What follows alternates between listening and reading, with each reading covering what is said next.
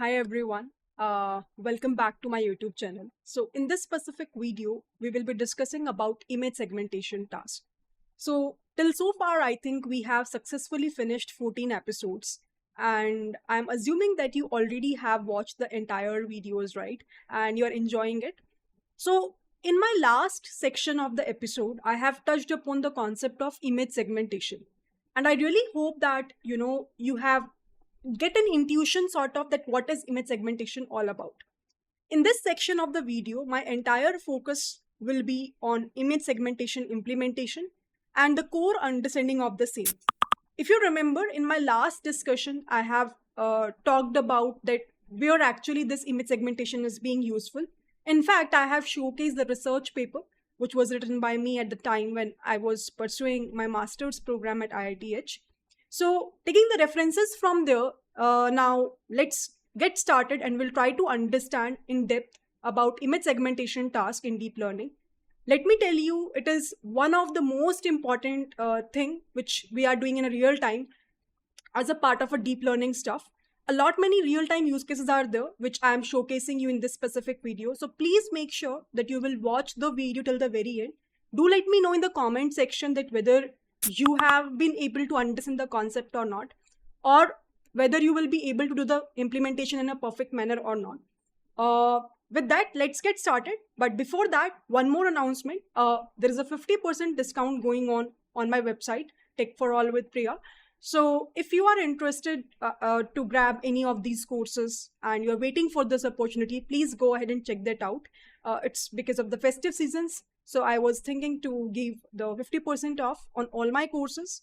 So please go ahead, check that out. And with that, let's get started. Last discussion, we have talked about object detection. Do you guys remember that? We have discussed about object localization. We have talked about the problem of image classification, image segmentation. And somehow I have given you the understanding of what is the main difference between all of these problems that we have in deep learning. Today we will deep dive into this category of image segmentation task. I will talk about few use cases where actually right now this specific problem is very frequently being used. This specific strategy is very frequently being used. And step by step, we will discuss the illustrations of this with the research paper as well. So I hope everybody knows the image segmentation. What is the meaning of that? Anyone who can give me a guess? What do you understand by image segmentation task? So if uh, I have to showcase you the main difference between object detection versus image segmentation. Here you can see the word is instance segmentation. We will talk about this also, but for now you can consider it as an image itself.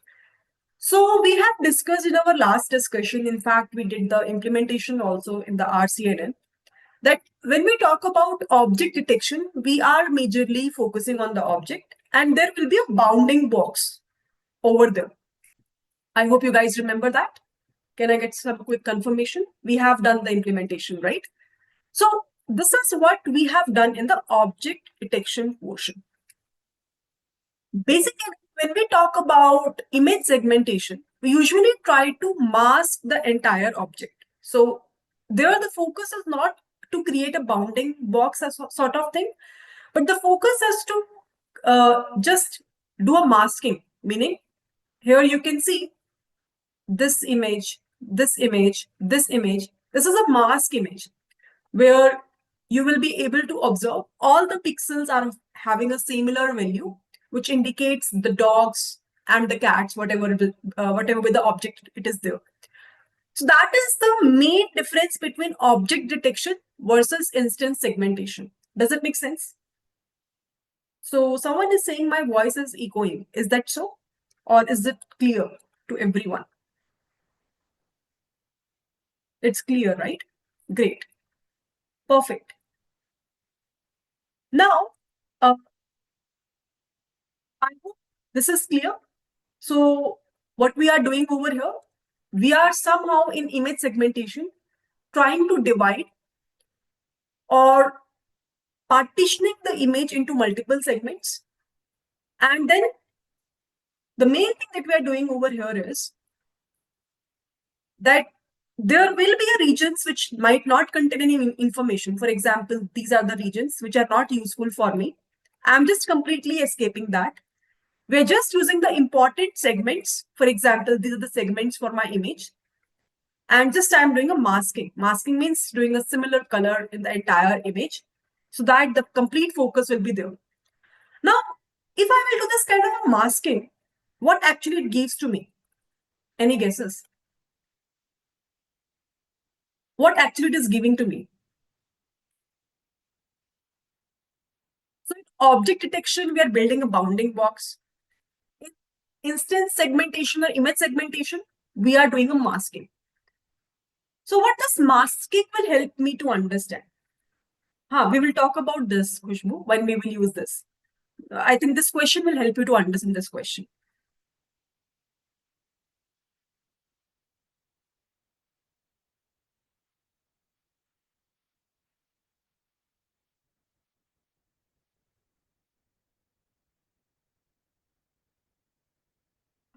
Object identify, but you are able to identify sort of the actual object over here also, isn't it? We have done the identification, right, in the last session practically as well. Very good. That is the main point which just now Saurabh mentioned, that when we are focusing on this instance segmentation or image segmentation task, it actually helps me to understand the shape of the object. Am I saying it correctly?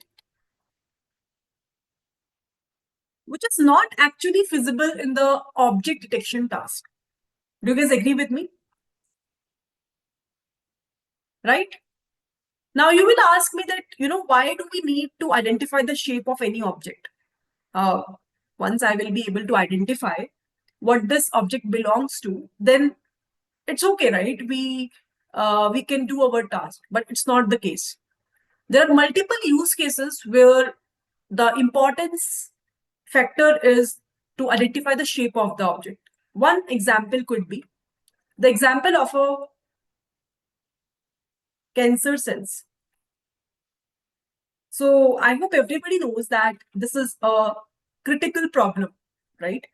And nowadays, like few years back, this specific problem was usually found in very lesser number of people. But right now, currently, what I am assuming or exploring nearby, there are almost, I would say the ratio have increased a lot. There are almost a lot of people who are facing this specific cancer issue. And in the cancer part, I hope everybody knows that there are stages: stage one, stage two, stage three. So basically, depending upon how much bigger the cancer cell is, accordingly, the doctors recommend complete diagnosis and then the recommendations for the same, prescriptions for the same. Now, in this kind of a problem or in this kind of a use case, it's very important to check the shape of the cancer cell and the volume of that. So in this case, my main focus is not to just check that where the cancer cells are available, but also the shape of that, how bigger the size is, right? So basically, I just want to see the shape of the object. And in this case, my object is nothing but the cancerous cells. Do you guys agree with me on this point? Any counter arguments you have? Do you guys understand the importance of this? Right? There can be other applications as well, apart from this cancerous cells, self-driving cars, locating the objects in the satellite images. All of these are the examples where the image segmentation plays a significant role. For example, let me again share with you one more image. You can see over here. These are the cancerous cells, let's assume. Now, obviously, I just want to locate the complete masking of the pixels and see that what is the shape of these cancerous cells. So while doing this image segmentation task, it is very easy for me to check the entire shape of this specific cells. I hope it is clear to everyone. Khushbu, in the starting of the session itself, I mentioned that for now you can assume instance slash image segmentation one and the same thing. We will come to a point where I will properly explain you the difference. But for now, for understanding purpose, as we're starting our discussion, assume this is nothing but image segmentation only. All good? Any doubt, anyone, till so far? Image segmentation is clear, right? So I think in my last discussion, when I was explaining you the concepts of different types of problems in deep learning, I talked about my research paper as well, where I have showcased that how, with the CT scans, we are able to find the region of interest, followed by the area of ground glass and consolidation. Do you guys remember that? There also, if you can see, we are trying to find out the exact shape of that ground glass, exact shape of consolidation, and it is completely masking that yellow region. I hope you remember that, or shall I open this again? So this is what I'm talking about. Yeah, this is something which I have showcased you, right? So you can see over here, if I really want to see the shape of my infected area, I can clearly check that with this yellow mask region. This is again an interesting application of image segmentation. All good. So this ground glass consolidation usually happens, in fact, in almost all the virals which anybody do have. For example, if you have a fever because of the change of the weather, there is any viral going on. So in that case, you will see that first of all, your lung will get infected. And to determine that how much is the infection, if you are going through the X-rays and CT scans, so it would be easy to determine that how much is the proportion of that infection area with the help of these models that we are having right now, where we will do the image segmentation task or inflammation segmentation also we can say. You can use all these terms interchangeably itself for now. All good? Shall we move ahead? I hope till so far this is clear that what is image segmentation and nobody has a confusion now. What is the meaning of image segmentation? What is the main difference between object detection versus image segmentation? What actually we are doing? And what are the possible use cases where maybe object detection might fail and we just have to go with the image segmentation task only. Right? Now, there are actually two types of image segmentation. There are actually two types of image segmentation tasks, which you can see people are doing in the industries. It is actually depending upon the needs, and accordingly, you will try to do either the semantic segmentation,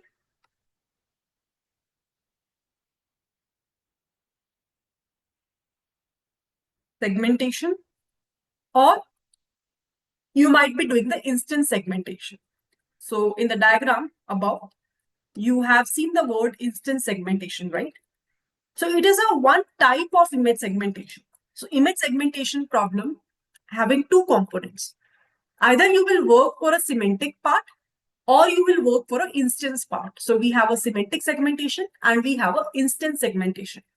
Now the next topic is to understand the main difference between these two. So shall we start our discussion?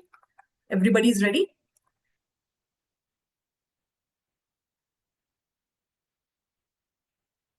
So I hope you can see this image, right?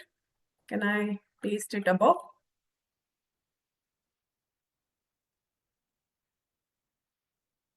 So you can see over here. In this specific image, if you will carefully observe, we have a person. Now, this is a best example of what I will say semantic segmentation. Why I'm saying so? Because here, the background and person, that is the only two things which my image is basically telling to me, right? So image one, every pixel belongs to either two classes. Either it could be a background, in this case I am talking about, as the first class, or it could be a person as the second class. Am I saying correctly? So either it will be having a background or it will be having a person. So if you are trying to categorize into two classes, where one is the complete entire object you're including, another one is the background that you're including, then you will call that kind of a problem as a semantic segmentation. I hope it is clear. So here you will observe all the pixels belonging to a particular class are represented by same color. For example, if it's a person class, they will be having a same pixel value. Maybe let's assume that this pixel value is 1. And for the background also, they will be having a same pixel value as 0.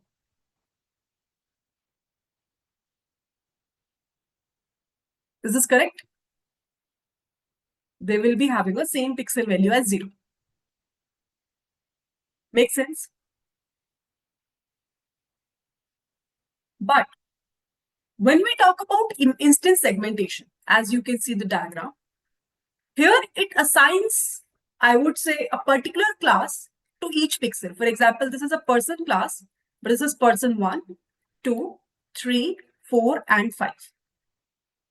So it simply assigns each class to each different pixel that we will be having. So here they will be having a different colors available, different pixel values available for each person class. So different objects, even if they belong to a same class, have different colors. So person 1 is belonging to red color, person 2 green, person 3, it is also green, but I would say parrot green. Then person 4 is kind of a blue, person 5 is kind of a pink, and so on. And then there is a background which is of black color. So this is an example of what we call as a instance segmentation. Now, depending upon the needs, depending upon the use case, you are using both of these techniques in the industry work. Either you will apply a semantic segmentation or you will apply a instance-based segmentation. Is this clear? So what we are doing in the instance-based segmentation, let me write it over here. We are trying to have so different objects of same class have different pixel values when we are talking about instance segmentation. I hope it is fine to everyone. All good?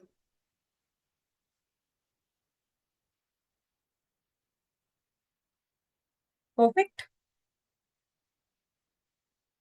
Okay. Now, segmentation, what we are observing over here. One way to do this, or internal way to do this, is that they try to see the pixel values and then they apply a threshold. Now, obviously, it's quite obvious, right? Wherever there is a shift, let's say the pixel value, if I am picking up this area, here the pixel value is 0. Here the pixel value is 1. When there's a shifting from 0 to 1, we can say that, there is a different class and 1 is the class which belongs to object. So maybe you can mask that entire class. And then it is very easy to do the image segmentation task. I hope I'm getting a sense over here. So basically, we can divide our entire image into 2 regions. So basically, how it will be done, it is kind of, you can say, region-based segmentation usually happens to achieve this task. What is the meaning of region-based segmentation? What I'm trying to convey is that, if you have an entire image, if I'm talking about this semantic segmentation, it's very, very easy. How? Because what I'm saying is that there will be 2 regions. One is the object, another one is the background. So based on that, we can define a threshold value.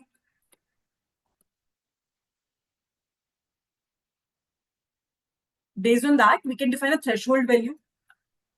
And we can say that my pixel belongs to the above threshold, then maybe it will be marked as colored, let's say 1. Otherwise, it will marked as color as, let's say, 0, blue or black, or gray or black, and so on, right? So in this specific manner, it's very easy to do the segmentation task in a given image. So what I'm saying over here, let me try to now further implement it so that you will get a better sense of what I'm saying. For that, I will just create one. I have already created a one folder. What I will do, I will just upload one image for which we will do a segmentation today. So let me share this drive link with everyone.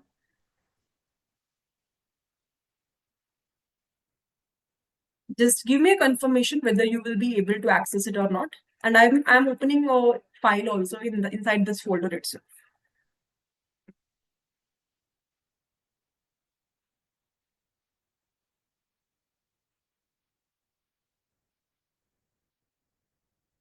So here we want to do a image segmentation task. Shall we proceed ahead?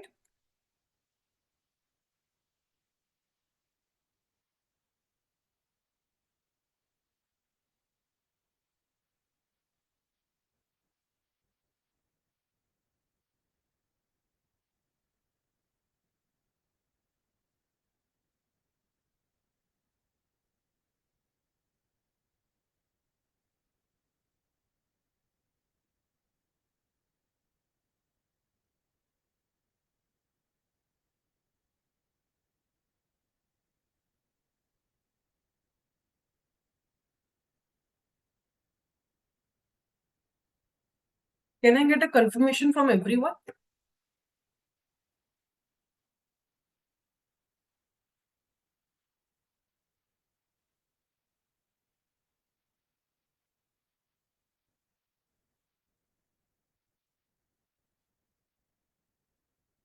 Okay. So what we can do, we can first of all start with import of all the required libraries.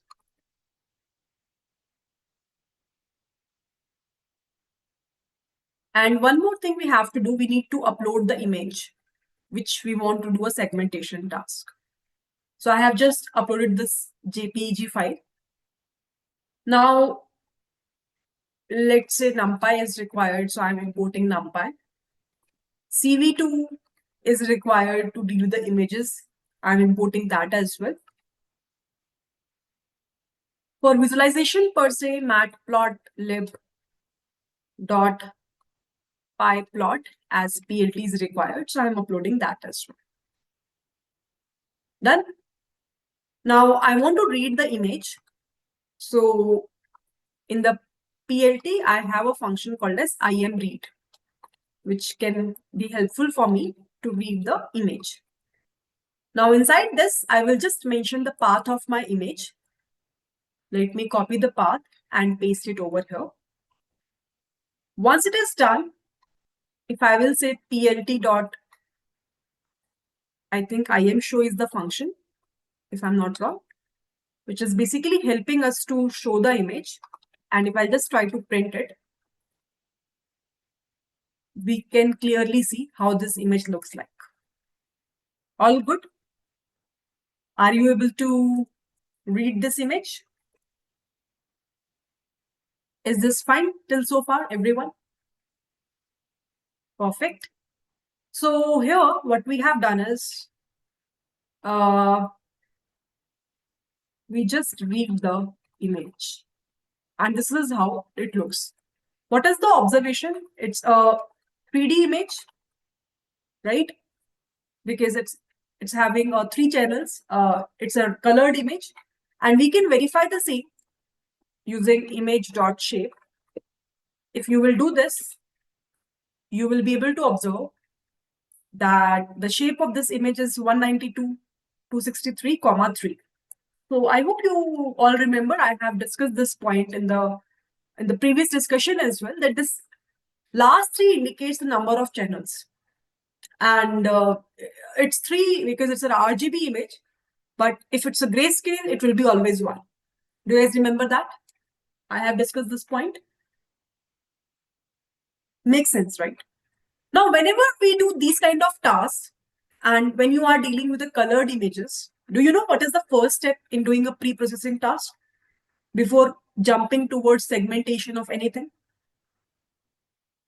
I think we have done in our previous discussions. Normalization is fine, but normalization you can do for which specific image? So basically, if you want to do a proper analysis of image, and you know that basically our focus will be to do a masking of the object. So why to deal with this RGB channel? Think over it. RGB is a very computationally expensive task. It requires 3 channels. Currently, my focus is to segment the data, right? And I just want to see, like, so I just want to segment this nature with this background. So does this RGB image make sense over here? No. So maximum times our initial step is to convert the RGB image. You will see this several times in multiple projects. People do this kind of a practice in order to avoid that higher configured computational, strength which it takes to run the code.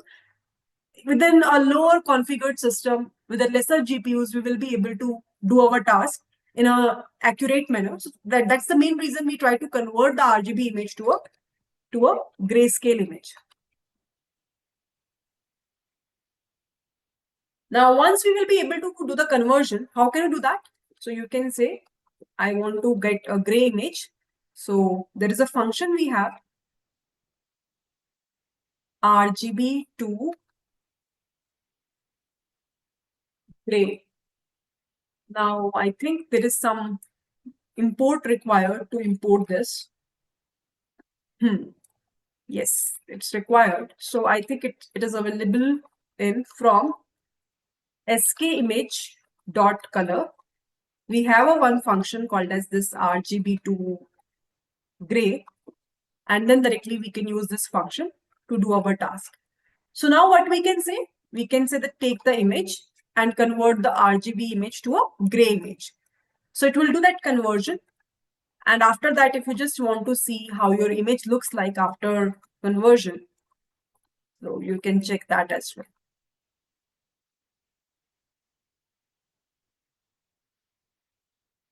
If you want the color also to be gray, so you can mention CMap as gray. Once you mention this, this is how your image will look like.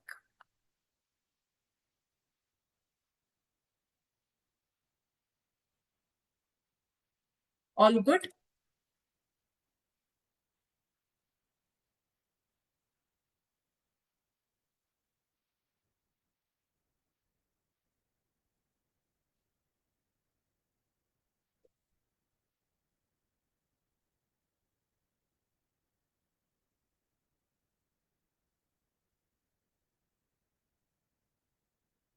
Yep, all good.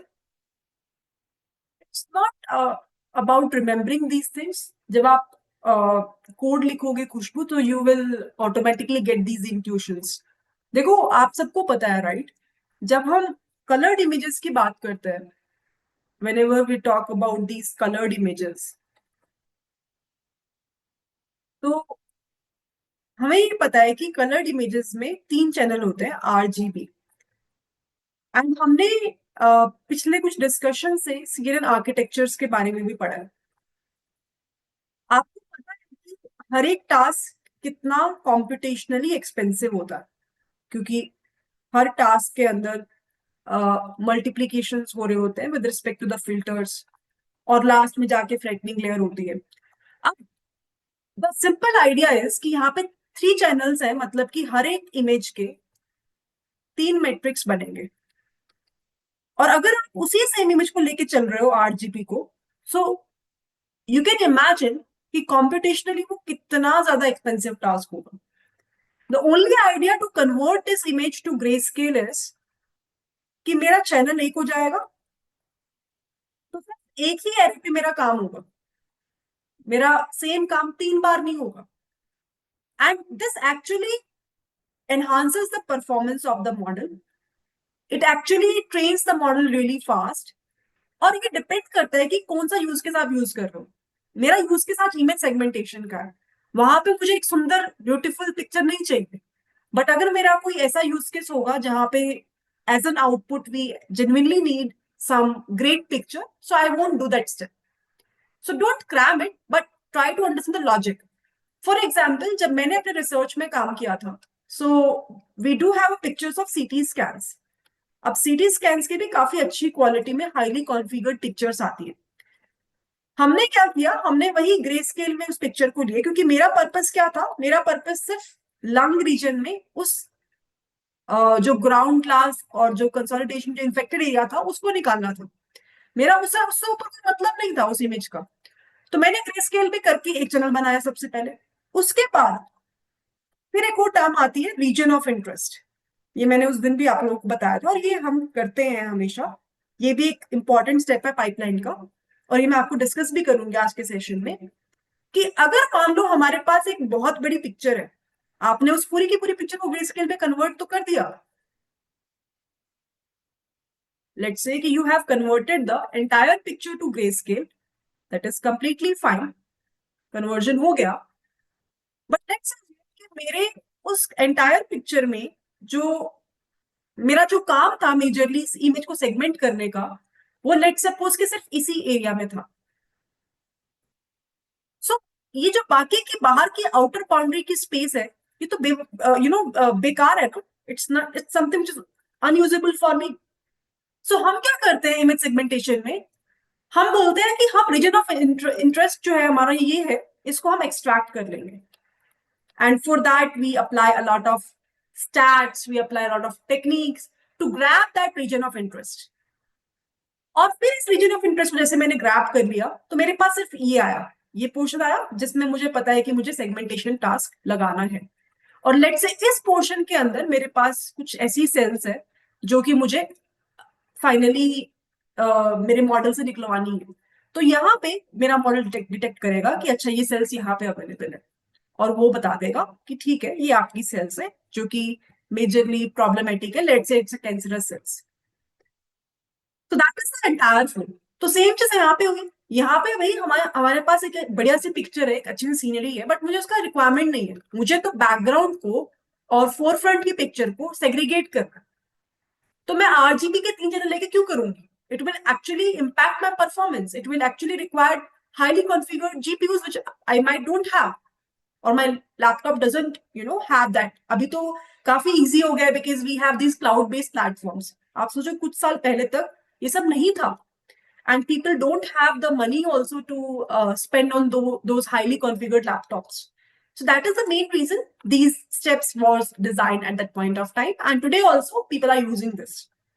I hope now it actually helps you to understand the importance of these steps। Shall we move ahead further? Now if you can just want to verify कि इससे impact क्या हुआ, let me just showcase you. If I will just again try to showcase you the वो shape of this image, so you can see that tree is gone। Can you see that? Because now we will be having a grayscale image। Now let's assume I just want to do a step of maybe semantic segmentation, where I just want to segregate the background and the, let's say, the objective that we will be having। तो कैसे कर सकते हैं इसको? Let's try to understand। Maybe what we can do, we can first of all, because it's a matrix which contains 192, I would say the length of the width, 263 as the length of the height। So we need to first of all reshape it to, I would say, the number of elements that we will be having। So what you can say, you can take all the pixels, so you can say gray underscore r, and you can just reshape your image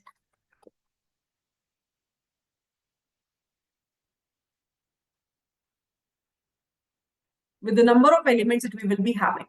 So we have a gray image dot shape, and we will take 0 value। Basically we are doing a flattening of this in other words. I hope you all remember that. Is it fine? So now if I will just try to showcase you what this gray underscore R actually contains. So you can see it contains a lot of values, and how many exact values will be there? It is nothing but 192 into 263. So if I will just try to showcase you what is the shape of this, you can say it is 50,496. Is this flattening? Yes, this is what flattening is, right? Because we cannot do anything with the matrix that we will be having. We have to make sure that we will be able to convert it into a flattening part.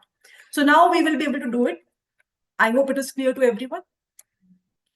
Now what we have to do, we will start our for loop and we will say for I in range, start extracting it. Then how many number of times? 50,496 elements. So you can say shape 0, which contains 50,496. Just now I have showcased you. We can say if gray underscore R of I, matlab ki that array element that we will be having, if this value is more than, let's say, gray underscore R dot mean. If this value is bigger than the mean value, so what actually it indicates? Might be we are saying that in that case, this is an object. So mark that color as with 1 pixel. Okay. Basically, this is a forefront object image. Otherwise, you can do one thing. You can mark that pixel value as 0. So basically what we are saying that this is a background, which we are marking it as a colored with black. And we are saying that this is a object, which we are marking it as a pixel value as white. So every image will be either black or white colored once we will do something like this. So it's one of the criteria to get that pixel values, but these criteria can be changed depending upon your logic. It's not something which is strict, but just to demonstrate you, I have taken one criteria over here. Does it make sense? So what will happen? It will do a semantic segmentation task where I just have 2 pixel values,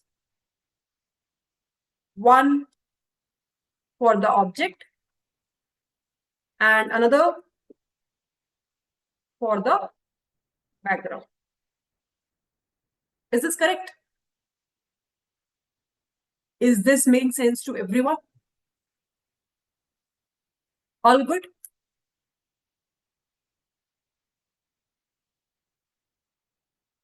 Okay. Now what's next? Once it is done, obviously we have to reshape it back to the image format, matrix format, so that we can see the image. So what I can do, I can say gray,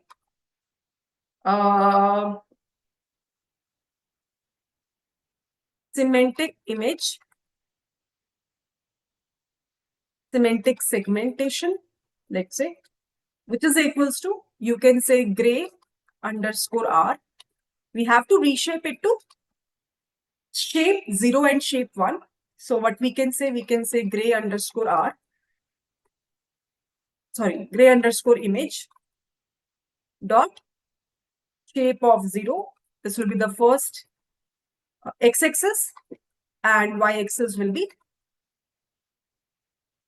1. So basically now we are converting our image back to 192 cross 263 to look the same part, right? As a human being, that's what we can see or we can observe.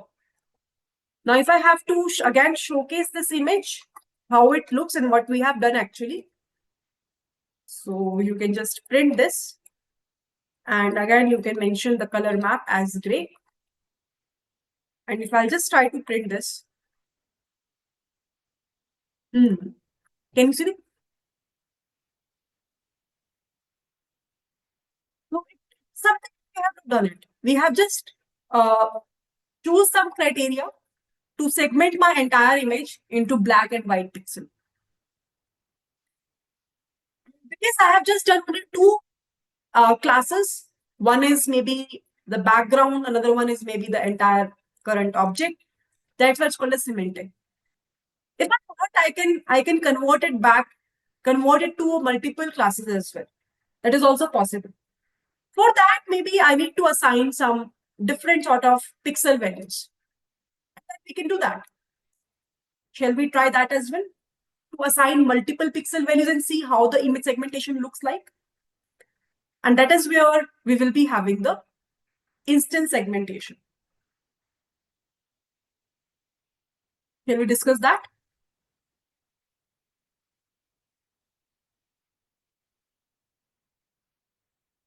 If you have any question, first of all, you can ask. Otherwise, we can proceed ahead. So basically, this is something, this in this code, this gray underscore r dot mean is something we have chosen as the threshold. Now, this threshold value can vary. We are the ones who have to decide that how can we choose this threshold, right? So you can experiment with these threshold values. You can set different threshold values and check how the segments are being made, right? Just one confusion from pixels, how we actually understand it's an image since pixels are just from. So by default, when you say 0 and 1, it is a normalized value, okay? Because you can see in the array, you will be having a value from 0 to 1, Khushbu. So in a grayscale image, in this specific part, it's a normalized value. It's not something which is from 0 to 255. It's something which is from 0 to 1. 0 indicates black, 1 indicates white. So that is the main reason you can see all the values in decimal places. I hope it is clear now. So you have to check the values very carefully, whether it's a normalized ones or not. If it's a normalized one, their values will vary from 0 to 1. Otherwise, these values will vary from 0 to 255. If that is the case, you have to normalize it. I think in the last session, we have done that as well, right? Today, we have not done that because it's already normalized. And that's the reason why when we are saying 1, we are getting these white values. When we're saying 0, we're getting black values.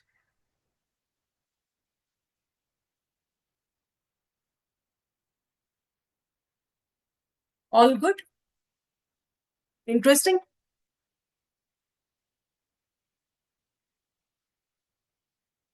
Now we can have an instance segmentation also, where we can try to create different sort of segments depending upon the threshold values. We can create that. So here, in this case, basically we can set different threshold values and then check how the segments are made. Okay? So how can we do that? Let me just copy the same code first because the steps will remain same. It's just that we can have multiple if-else condition now. So I think gray R is same, right? We have not made any changes in this. Let me just check. It's not same. We have made the changes with the 0 and 1. So let's do one thing. We can copy this entire code as well. Okay? I just copy it to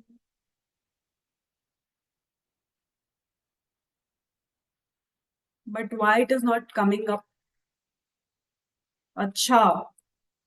Because our gray image have also gets changed.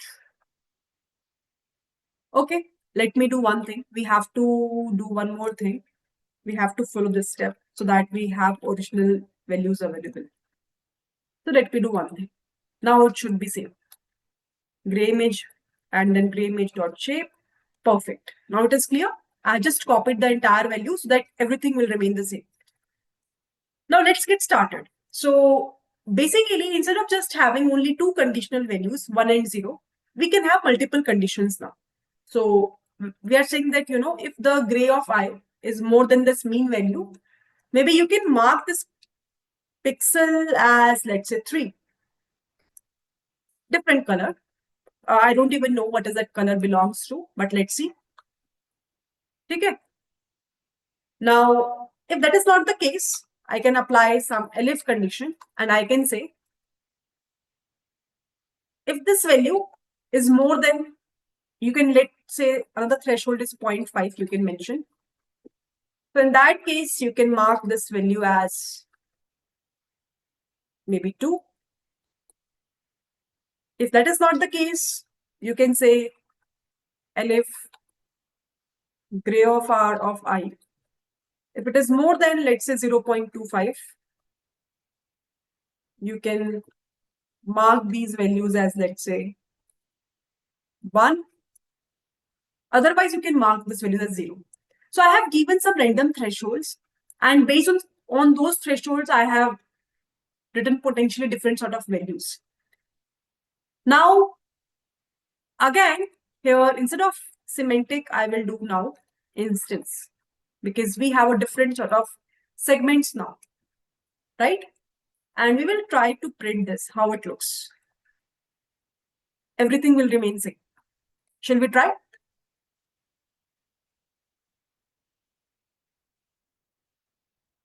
Now here we have multiple thresholds.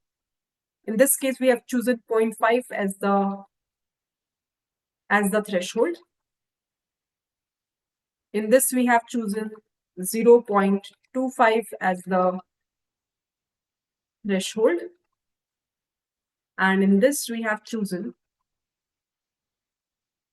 like, there is no threshold, background is there, so it's 0. Shall we try?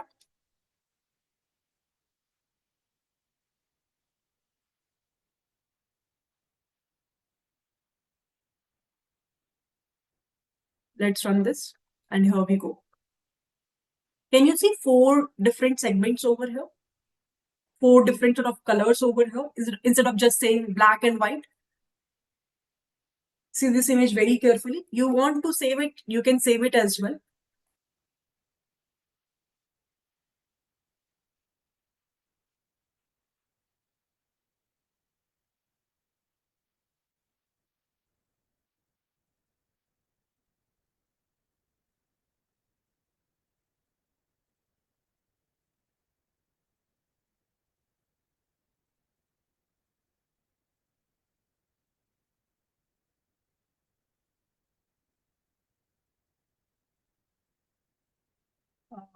It's an empty. We have to do it after this.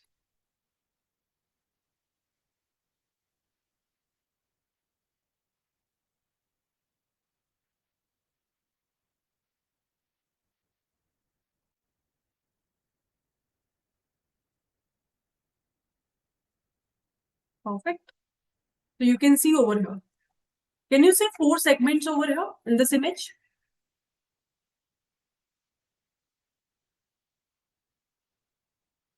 Now, this is a complete understanding of the 2 things.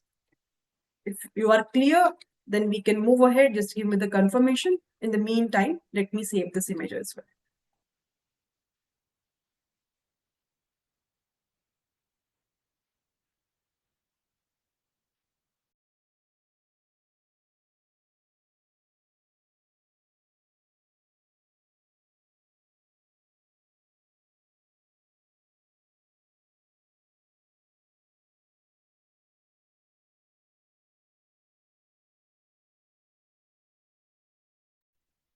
Perfect. All good? Shall we move ahead?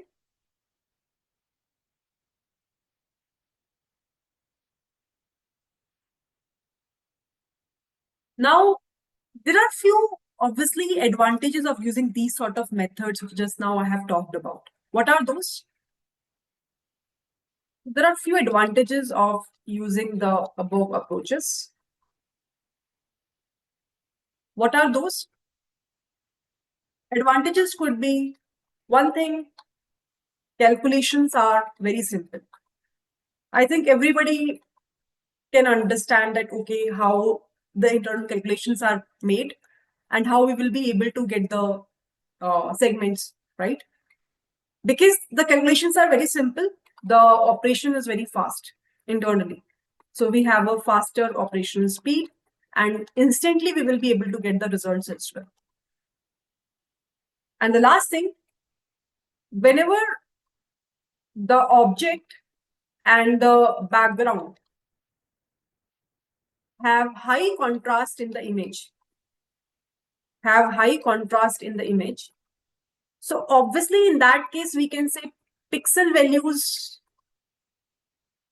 vary a lot. I hope you guys will agree with me. So in that case, obviously this method performs really well, right? Because it will be easily able to identify the gap of 0 and 1. If it's a semantic and if it's an instance also, in that case also it's very easy to determine the object versus the background. But some limitations. What are that?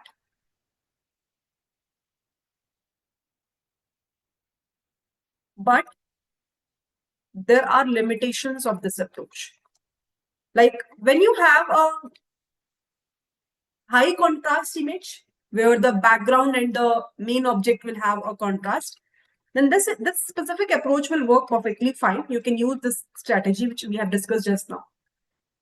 But if there is no, if there is, I would say, no significant uh, grayscale difference, तो उस case में क्या होगा? Or I would say there is an overlap of the grayscale pixel values. So in that case, the segments will be done fine or not? Will it be easy? Will it be accurate to get the segmentation done? To get the segments that we will be able to get? No, right? And we do have so many images in the real time where uh, like the color difference is very less as comparable to background and the current object that we will be having. So in all those scenarios, this specific approach will get failed, right? So it becomes very difficult in those scenarios to get the accurate, I would say, segments. So what we have done next? In that case, we have approaches like edge detection segmentation. I hope you remember the filters concept that we discussed in our CNN-based architecture. So we have a filters called as horizontal filter and vertical filter. So even an image, if you will apply horizontal filter, it will give you the image, horizontal. What are the lines that we will be having in the image? Similarly for the vertical lines also. And with the help of that, you will be able to understand that, okay, where is the background, where is the object that we will be having.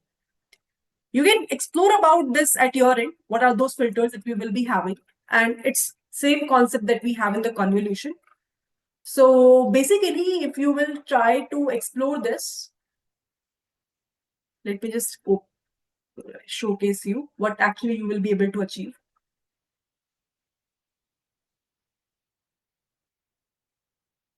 So if you have a use case where you need to detect the edges or you need to segment the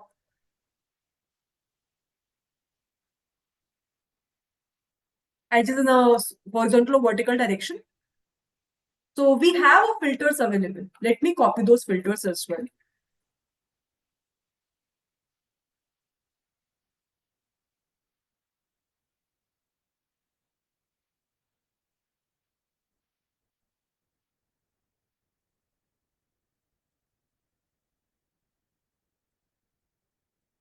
horizontal filter, kind of a kernel which we apply, and this is a vertical filter, which will help us to find out the vertical edges which you can see on the screen. I hope it is fine. So it basically do that collision task, filter and then input image, overlapping, doing the multiplication, getting the values. So wherever this lines will be there the pixel values will be the same, and we will be able to understand that, okay, these are the pixels which belongs to horizontal line or vertical line that we will be having. Now, this is one of the approach by which we are doing a segmentation. Apart from this, we will be having a very interesting model, which is basically used for the, I would say, all the image segmentation tasks. And this is what we call as mask RCNN.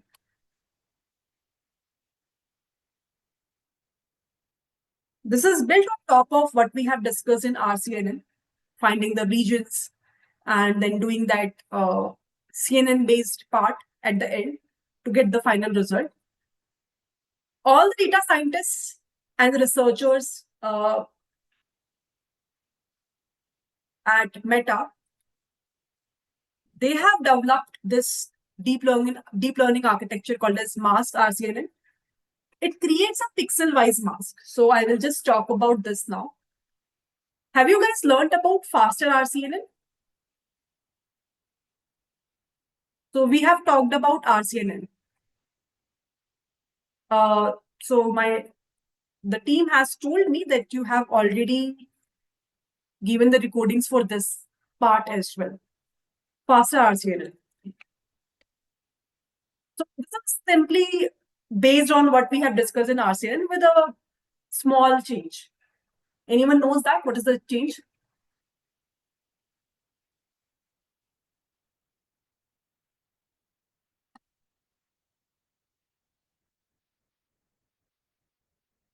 Anyone knows that? What is that change? So let me showcase you the help of example.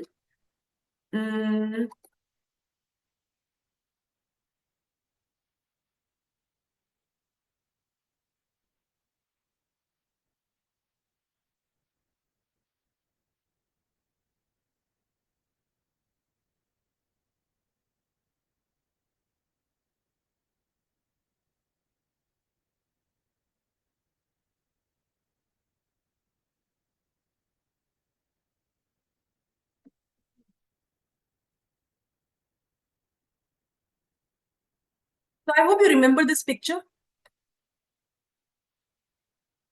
Have we used this picture in the last session? Actually, this is a picture from research paper itself. And I really hope that you guys remember that, because this is something which I have covered up in the live session itself. Yeah, Tamne. So when we were discussing about RCNN, we have seen that we will be having an input image. Then it will extract the region proposals. There can be multiple, but it will extract approximately 2K. And how this extraction will be done? Do you guys remember that? How this extraction will be done? Do you remember the technique of doing this extraction to find out the major 2000 images? Anyone who can remember that? What was the approach? Let's recall. We have covered up this in our last discussion. It was selective search,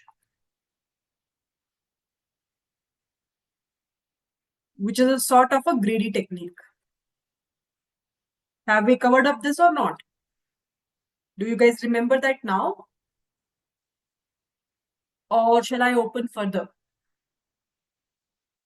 Yes? And after that, it will try to compute the CNN features, and then after doing a flattening of the same, it will actually able to classify that whether this region belongs to plane, person, or TV monitor. And finally, this is saying yes to the person. So if you remember, I told you that there are two things which it will do internally. One is the classification task, where it will use that sigmoid or softmax function depending upon whether it's a binary class or a multi-class classification task. And second thing is it will also do a regression based task. Why is that so? Do you remember that? Why it will do the regression based task?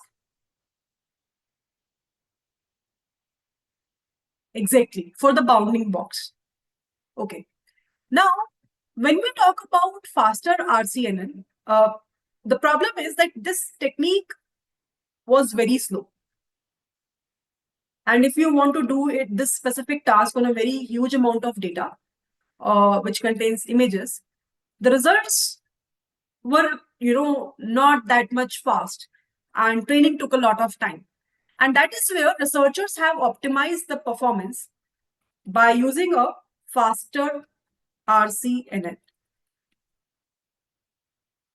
So what they've done, now let me just try to showcase you that as well.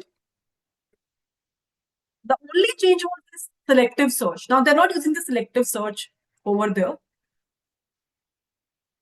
So let me just open this image.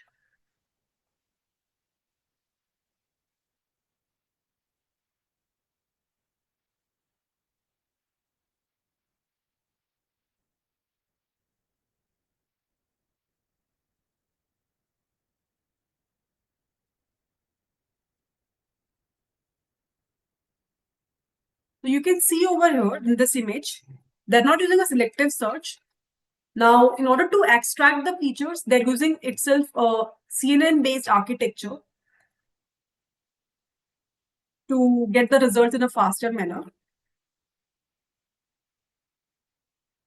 So here you can see we have a VGG architecture, which is basically giving us the proportion regions quite effectively. Then we have further layers to get the final result.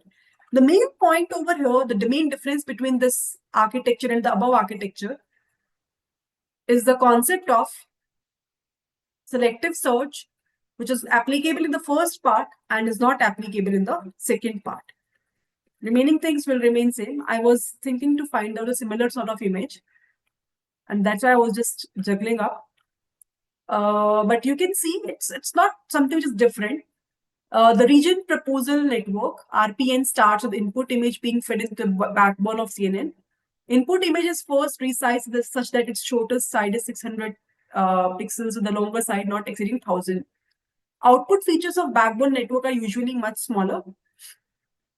For both the possible backbone networks used in the paper, the network size is 16. This is fine. But I just want to showcase you something different.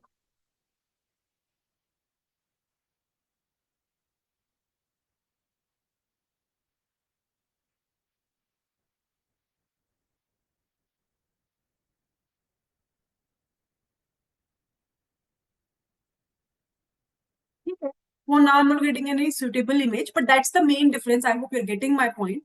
And you can see in terms of performance, uh, for the training time, when we are training with RCNN, it was just taking per image, let's say 50 seconds. So you can see in the research paper, in fact, I can see in the image also, they have mentioned the same thing. For the same image, it is taking 0.2 seconds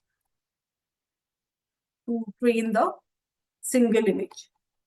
So that is the kind of impact this throws to us, train the single image.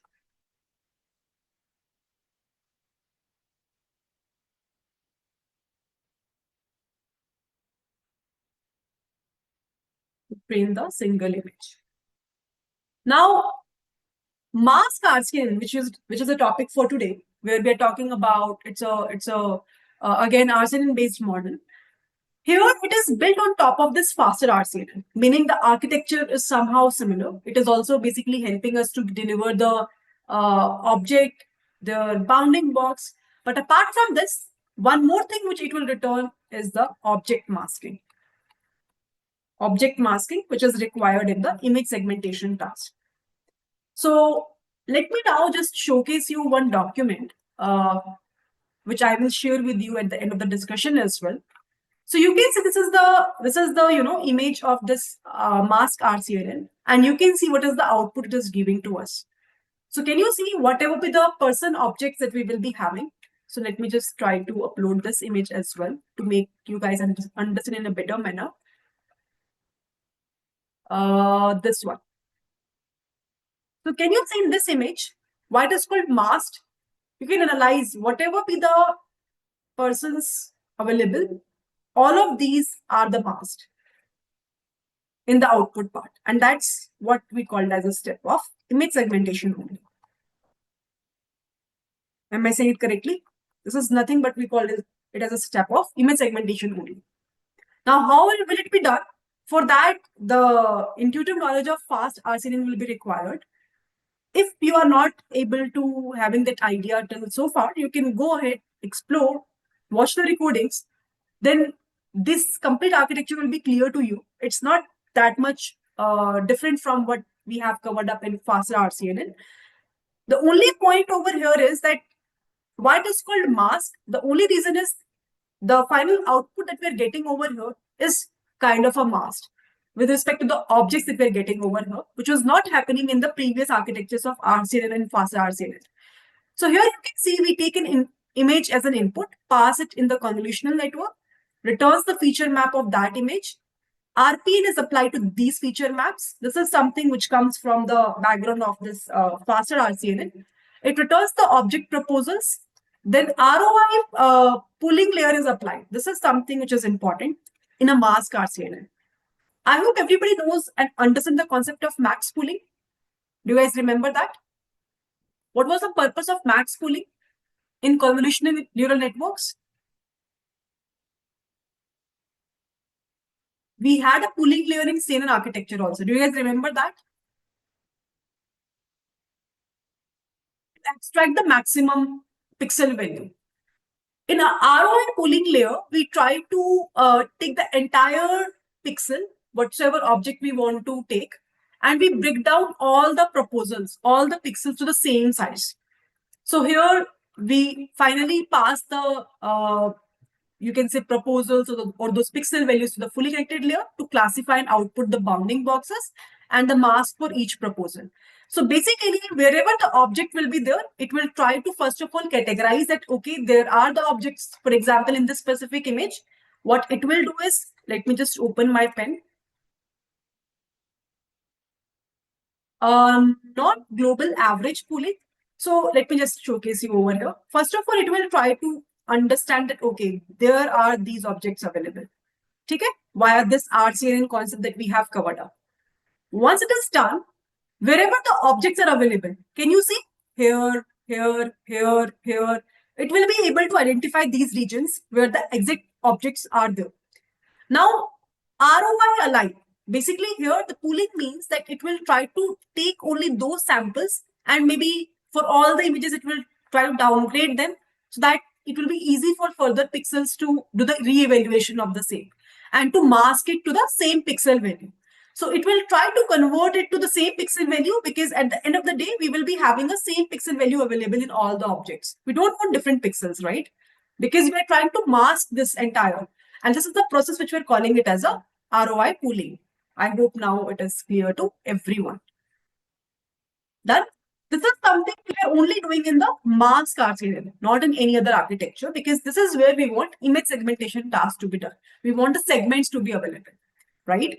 So mask RCNN is the current state of the art for image segmentation techniques and run at 5 FPS. Perfect. Now this is important to understand. In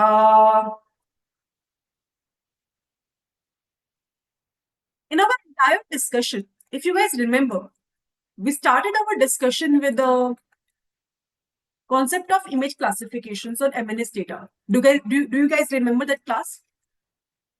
How in the MNS data we have done the classification task of the digits from 0 to 9. Then we went towards the object detection where we have talked about RCNN based class where I have showcased you that how it was able to identify the rat. I hope you remember that as well.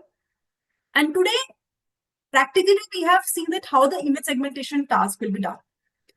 Now you can see the difference between these three. Take a time, read it, and let me know, is this clear?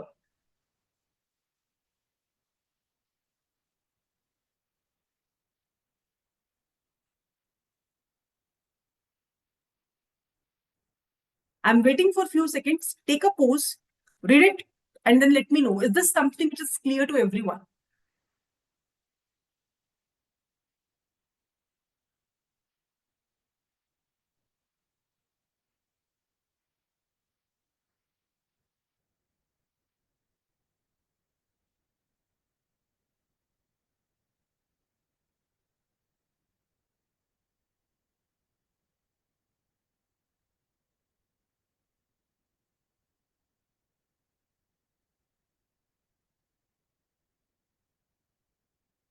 Once you read it, if you understand it, give me a confirmation.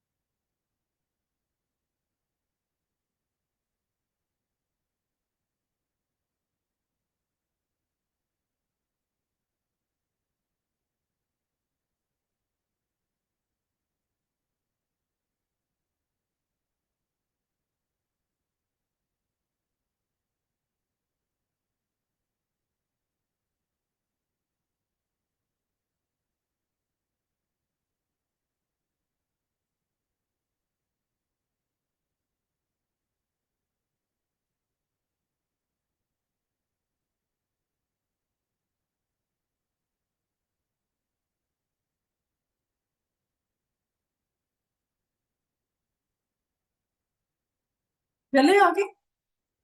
Shall we proceed ahead? All good?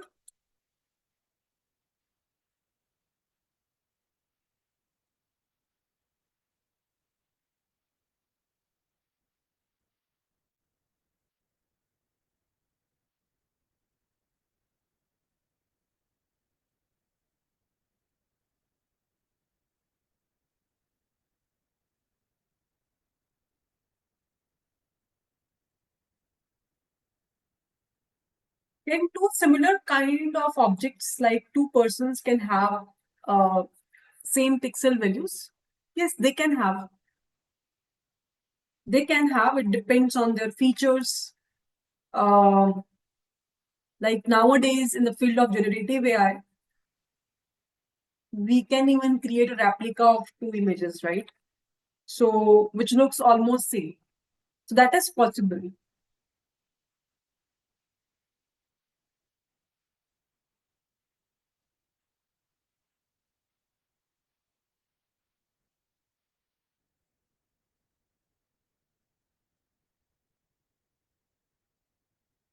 चले आगे? Shall we proceed ahead further? Now, I just want to give you an idea about further mask RCNN in terms of practical sense. Usually, when you will work with this specific model, unlikely that you will write the code from scratch. The good thing in this deep learning space is that we have a pre-trained model which is available for this mask RCNN. Does everybody understand what is the meaning of pre-trained models? everybody understands what is the meaning of pre-trained models? Anyone in the session who doesn't know what does that mean?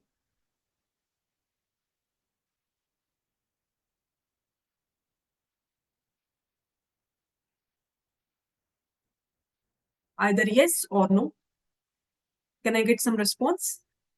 Do you guys have an understanding of there are multiple pre-trained models we have, right? In the data science space?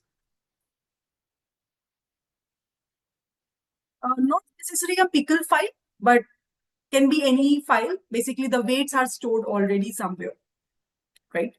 So basically, a pre-trained model is a model which is already, I would say, trained on a huge amount of data. So what in the real-time industry work we do, if we have some pre-trained model available, for example, I'm saying for architecture of mask RCNN, we have a pre-trained models available. So we use these pre-trained models and then try to fine-tune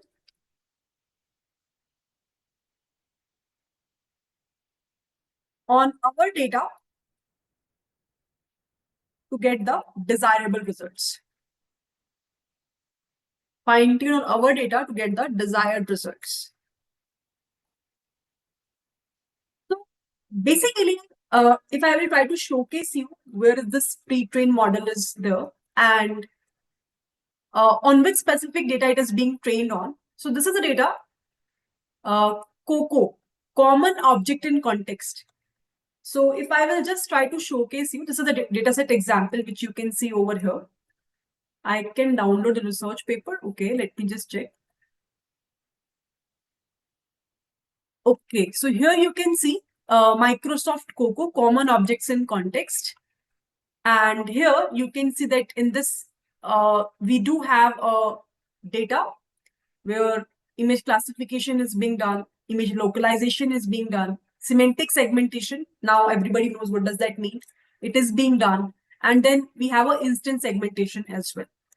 So mask RCNN is already being trained over this specific data. Now, when you're working with your own data, for example, let's say you're dealing with your own problem of healthcare, what you can do, you can use this file, which is a trained file. It is available in this specific GitHub repository. I can share you this specific link as well.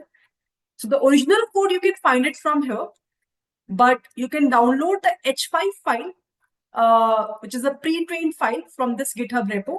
I can share you the link also where exactly this is available.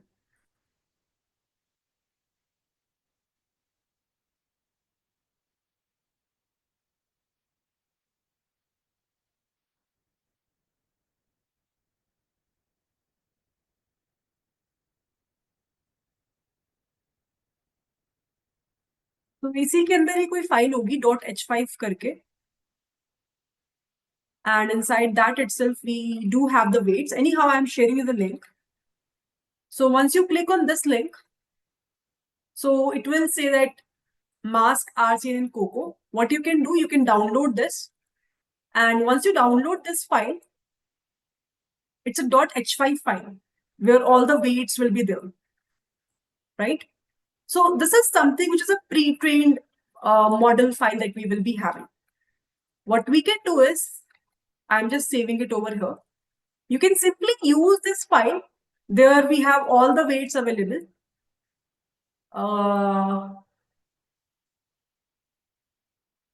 It's a very big file because the data set is quite huge. So not really sure whether we will be able to open it or not. Not responding.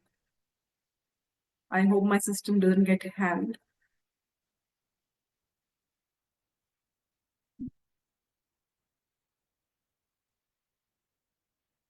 अभी के लिए मैं बंद कर रही हूँ इसको.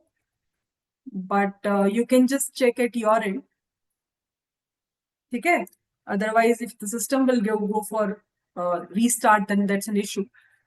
So this is where we will be having this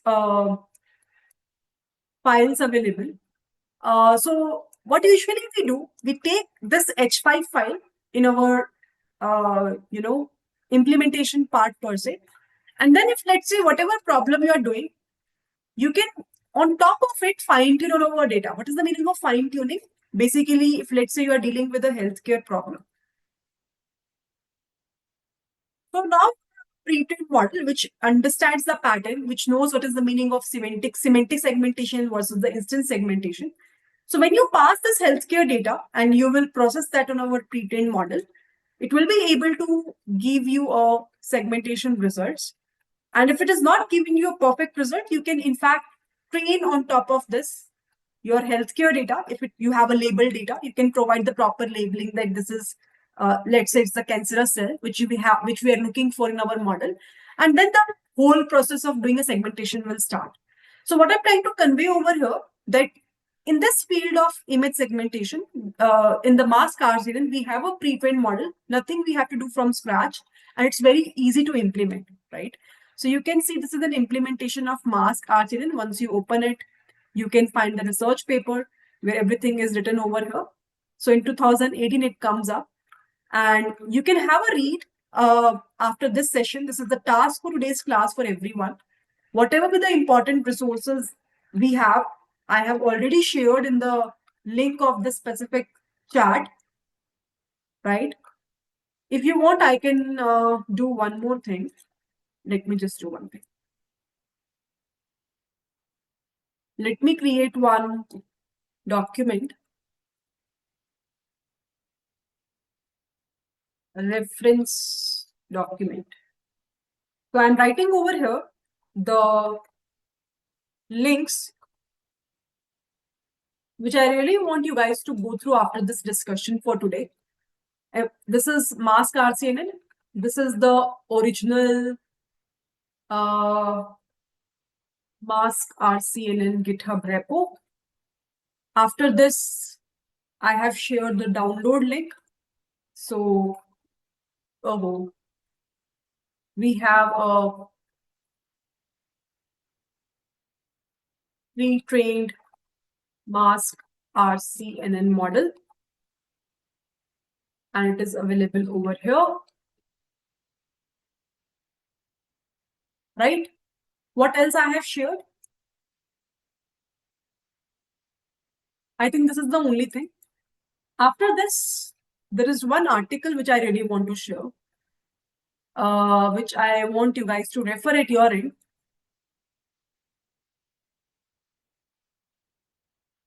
Which will further help you to get a better understanding of whatever things we have covered up. This one and one more article is there, this one, which I was referring.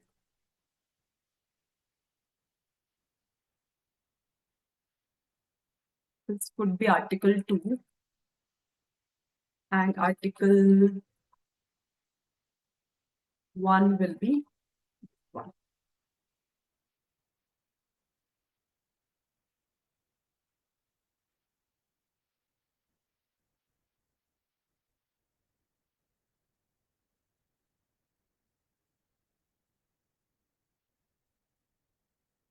All good?